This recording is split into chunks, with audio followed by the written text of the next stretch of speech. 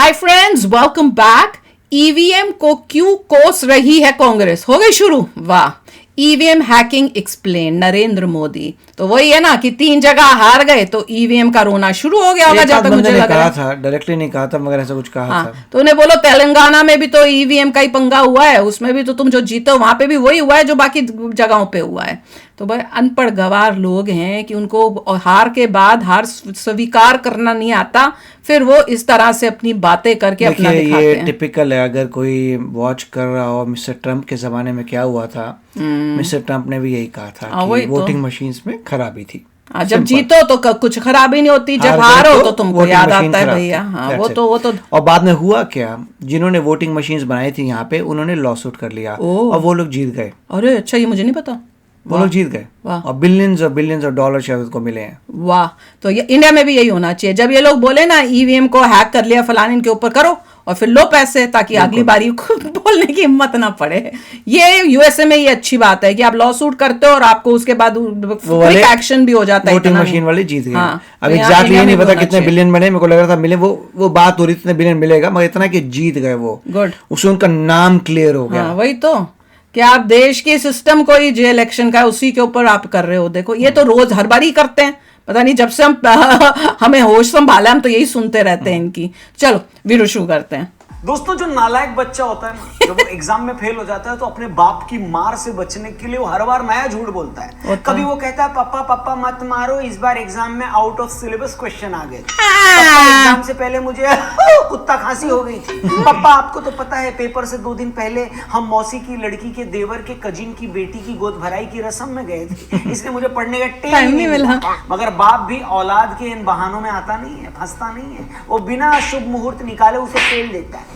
दोस्तों, कहने में कोई अर्ज नहीं है कि भारत की राजनीति में कांग्रेस भी ऐसी ही एक औलाद है जो साल भर मोबाइल में लगी रहती है, हर दूसरे महीने दोस्तों के साथ अय्याशी करने थाईलैंड चली जाती है, एग्जाम से 2 घंटे पहले वो किताब उठाती है और नतीजा आते ही चिल्लाने लगती है कि हाय दैया, ईवीएम हैक हो गई, ईवीएम हैक हो गई।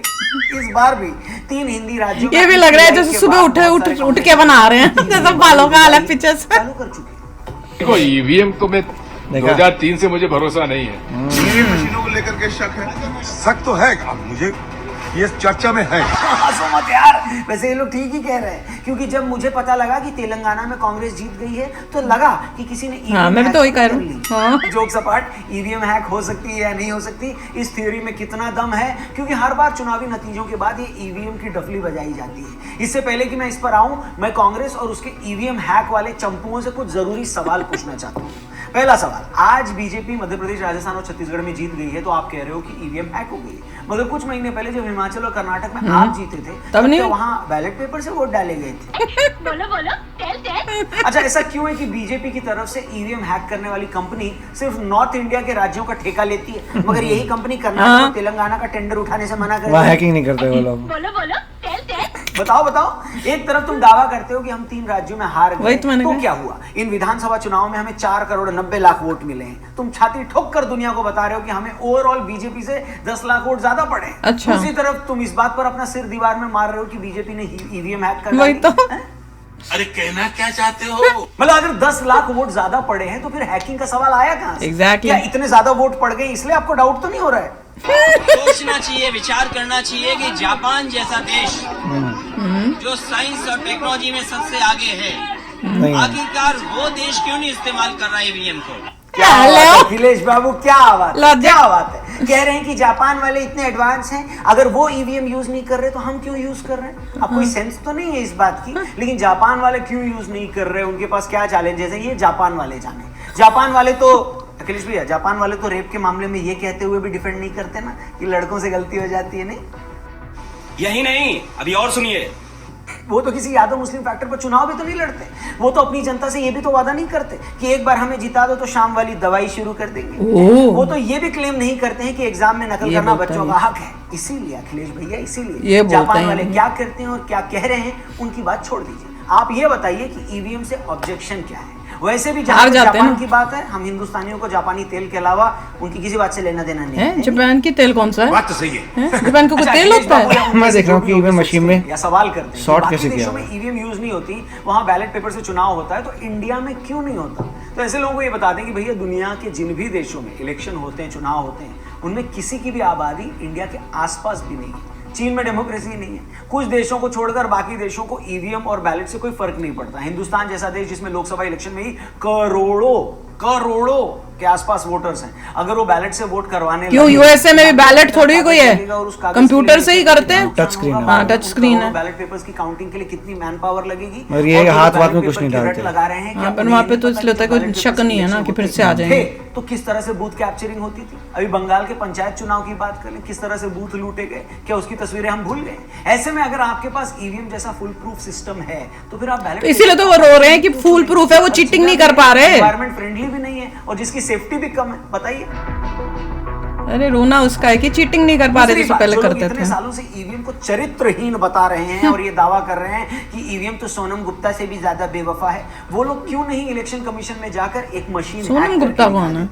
जो दर्शक नहीं जानते हैं, उन्हें मैं बता दूं, बहुत सारी पार्टियां ऐसी भी थी जिन्होंने आरोप लगाए थे और इन्हीं आरोपों से तंग आकर इलेक्शन कमीशन ने मई 2017 में देश की 7 नेशनल और 49 रीजनल पार्टियों को चैलेंज दिया था कि आप हमारे दफ्तर आइए और ईवीएम हैक करके दिखाइए। आपको जानकर हैरानी होगी कि जो पार्टियां दिन रात इस मामले पे अपनी छाती पीटती रहती थी, उनमें से एक भी पार्टी ईवीएम हैक करने चुनाव आयोग नहीं गई। जब हैकिंग के लिए पार्टियों को अप्लाई करना था तो सिर्फ 2 पार्टियों ने अप्लाई किया, एनसीपी और सीपीआईएम ने। मगर जिस दिन हैकिंग करने वाला दिन था उस दिन वो पार्टियां वहां पहुंची नहीं। ये बताने की जरूरत नहीं है कि ईवीएम के नाम पर दिन रात पार्टियों में से क्यों एक भी पार्टी उस दिन ईवीएम हैक करने नहीं गई, क्योंकि उन्हें भी पता था कि वहां चले जाते तो सिर्फ और सिर्फ बेइज्जती हाथ लेते थे। अभी तो फिर भी हार के बाद ईवीएम हैक हो गई का झुनझुना बजा लेते हैं। मगर एक बार अगर ये लोग सच में ईसी के दफ्तर में चले जाते और ईवीएम हैक नहीं कर पाते तो पूरी दुनिया में गजब बेइज्जती होती, तो किसी को मुंह दिखाने के लायक नहीं रहते और फिर हर बार कैसे बोलने की हिम्मत भी नहीं होती। और ये भी पता चल जाता कि जो हैक हुआ है वो ईवीएम नहीं है, उनका दिमाग है। अब जब इलेक्शन कमीशन बार बार ये क्लेम करता है कि ईवीएम हैक नहीं हो सकती तो उसके पीछे सॉलिड रीजन है। ऐसा नहीं है कि हमारे कुछ बेगैरत नेताओं की तरह चुनाव आयोग भी मुंह उठाकर कुछ भी बोल देता है। देखिए, पहली बात तो ये समझ लो कि ईवीएम स्टैंड अलोन यूनिट होती है जो किसी भी तरह के इंटरनेट या किसी तरह के वाईफाई या किसी भी तरह की फ्रीक्वेंसी से कनेक्टेड नहीं होती। इसलिए कोई भी एक्सटर्नल डिवाइस खुद को इससे कनेक्ट करके इसे हैक नहीं कर सकता। ऐसी चीजें हैक होने लगे तो फिर लोग दूसरों के फ्रिज में रखी आइसक्रीम ना खा जाए। बताइए, समझ रहे हो?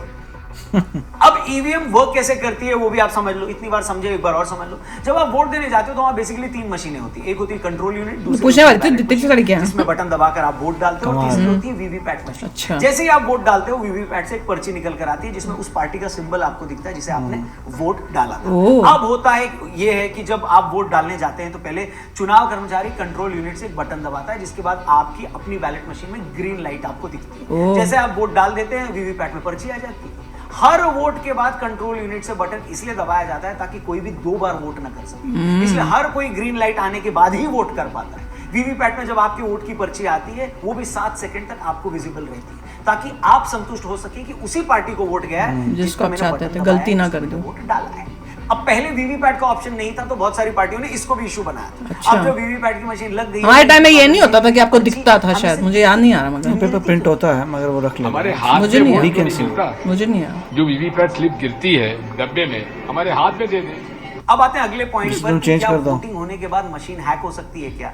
तो भैया वो भी पॉसिबल नहीं है। वो इसलिए पॉसिबल नहीं है क्योंकि ये वोटिंग मशीनें बड़ी हाई सिक्योरिटी जोन में रखी जाती हैं। आपको बता दें कि वोटिंग से कुछ दिन पहले ये ईवीएम डिस्ट्रिक्ट के स्ट्रांग रूम में रखी जाती है जहां सील पैक होने से पहले हर पार्टी के रिप्रेजेंटेटिव को इसे दिखाया जाता है। फिर इलेक्शन वाले दिन से पहले इन्हें अलग अलग पोलिंग बूथ में पहुंचाया जाता है। फिर काउंटिंग वाले दिन से पहले मशीन को स्टार्ट करने से पहले भी पॉलिटिकल पार्टी बंद किया मौजूदगी में इसे शुरू किया जाता है और वोटिंग खत्म होने पर जब मशीन बंद की जाती है तब भी ये लोग वहां खड़े होते हैं।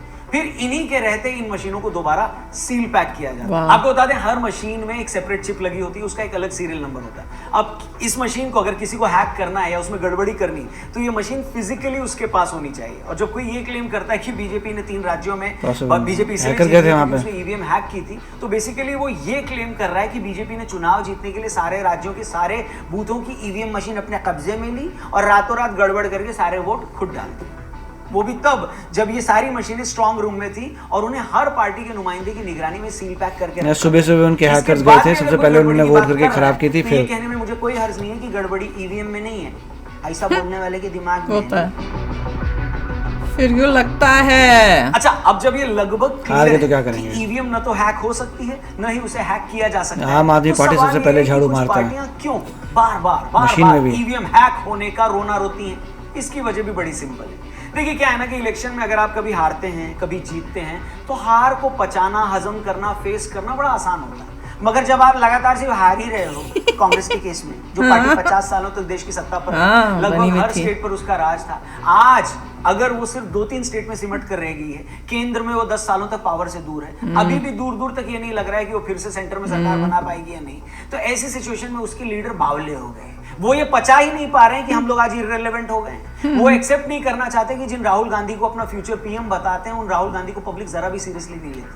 वो इतनी बार हार रहे हैं कि अब उनके पास बहाने कम पड़ गए हैं, इसलिए अपने सेल्फ डिफेंस में उन्होंने ईवीएम हैकिंग की एक ऐसी कॉन्स्पिरेसी थ्योरी को चुन लिया है डोनाल्ड ट्रंप जिसको किसी भी सीखी है। तरीके से प्रूव नहीं किया जा सकता। या डोनाल्ड ट्रंप ने इनसे सीखी है। बस ये बोलकर अपनी शर्मिंदगी मिटा देते हैं कि तो भैया उल्टा EVM लग रहा हैक है। हो गई, ईवीएम हैक हो गई। और अभी तो रुको, मगर ये बात सिर्फ बहानेबाजी की नहीं है। कांग्रेस और बाकी पार्टियां इस बात की सीरियसनेस को नहीं समझती।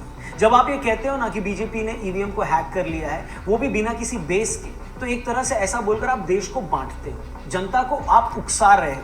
और ऐसा वही लोग कर वही रहे हैं को जो करते हर हैं, बात हमेशा पर उन्होंने ये किया कहते हैं यही कि है। मोदी देश को बांट रहा है, बीजेपी देश को बांट रही है। यही मगर करते हैं। हकीकत ये है कि सिर्फ चुनाव जीतने के लिए सबसे ज्यादा देश को आप लोग ऐसी बातें बोलकर बांट रहे वो हैं। तो है। मध्य प्रदेश कांग्रेस ने अपने ट्विटर हैंडल से लिखा कि ईवीएम जीत गई, आपका मत हार गया। Oh ऐसा my लिखकर आप क्या God. कर रहे हो?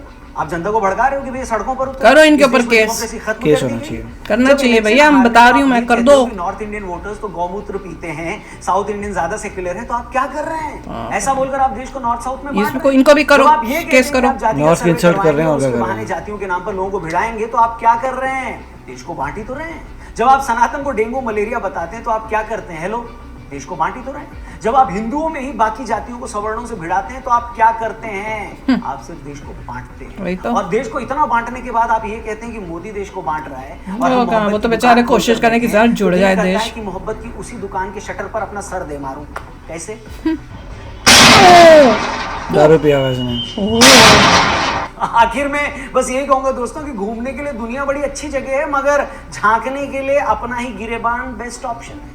इसलिए ईवीएम को गरियाने और देश को बांटने के बजाय अपने गिरेबान में झांको और खुद से पूछो कि तुम क्या कर रहे हो, क्यों कर रहे हो, और अपने किन कर्मों की वजह से तुम लगातार हार रहे हो। और ज्यादा कहने का जरूरत नहीं है यहाँ पर, क्योंकि थोड़े कहे को ज्यादा ही समझिए तो अच्छा है। बिल्कुल। बाकी इस मामले पर आपकी क्या राय है? आपको लगता है ईवीएम हैक होती है या नहीं? उनका दिमाग हैक हुआ EVM पड़ा। को गाली देने वालों पर आप क्या सोचते हैं? उनके लिए एक शब्द में कमेंट बॉक्स खुला है, बिंदास लिखिएगा।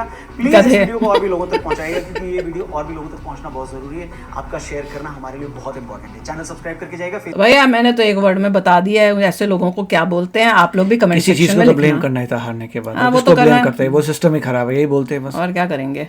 कि लोग देना चाहते थे मगर दे नहीं जहाँ पाए, तुम सिस्टम जीते खराब वहां था। तो हैक नहीं हुआ, जहाँ तुम हारते हो वहीं हैक होता है। पता नहीं बीजेपी इतनी बुद्धू क्यों है कि वो जहाँ हारती है वहां जाके हैक क्यों नहीं करती है? कर्नाटका में क्यों नहीं किया, तेलंगाना में क्यों नहीं किया, साउथ में जहाँ जहाँ रीजनल पार्टीज जीतती हैं वहां क्यों नहीं उस किया? स्टेट में हैक करनी चाहिए। बेकार की बातें। ये पाकिस्तानी सोच है ना इनकी। पाकिस्तान भी तो यही बोल रहा था क्रिकेट वर्ल्ड कप के टाइम, क्या बोल रहा था? यही तो बोल रहा था कि बॉल में चिप है, फलाना है, पिच जो है अपने हिसाब से बनाई है। जब हम वर्ल्ड कप हार गए तो भैया कहाँ गया था तुम्हारा लॉजिक? तो वही ये कांग्रेस और पाकिस्तान दोनों एक जैसे, दोनों को क्या करना है? Get out from India. मेरे ख्याल से कांग्रेस हिमाचल में थी I और don't care. तेलंगाना में है, तो वहां पे जो है हैकिंग होती नहीं है, उनको आते नहीं हैकर्स बनना, कुछ भी है। इसलिए वो हैक नहीं कर पाए। हाँ, इसलिए अब कांग्रेस उनकी जीत रही है। एजुकेशन शुरू होगी, जिसे पढ़ाया जाएगा अब कैसे अगली बार- हैक करना है ईवीएम। उन्हें कहो तुम घबराओ मत, अगले इलेक्शन में जो है ना कर्नाटका, हिमाचल, तेलंगाना यहाँ पे भी हैक करेंगे। बिल्कुल। ठीक है ना? तो चलो चलते हैं, मिलेंगे नेक्स्ट वीडियो में बहुत ही जल्द। Till then take care and bye bye. तो अगर आप मेरे इस चैनल पे नए हो तो जल्दी से सब्सक्राइब के बटन को हिट करो और बेल आइकन को क्लिक करो, ताकि आपको मेरा जब नया वीडियो मैं लगाऊं आपको उसके बारे में जल्दी से पता चल जाए।